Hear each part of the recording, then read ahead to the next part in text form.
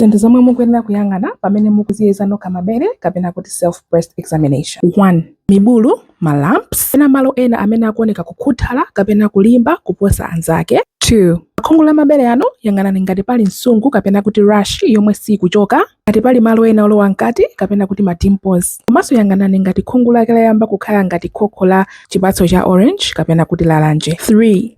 Nsonga ya mabere ano kapena kuti nipples, onani ngati pakutuluka zinthu ngati mafinya kapena magazi. Onaninso ngati nsonga yanu ya bere yamba kulowa mkati. Komanso onani ngati pakutuluka zinthu zokhala ngati gaga kapena kuti crusting. 4. Onaninso mabere yanu ngati pali kutupa kuna kulikonse, fira kapena kuti kuda komwe sikukuchoka. 5.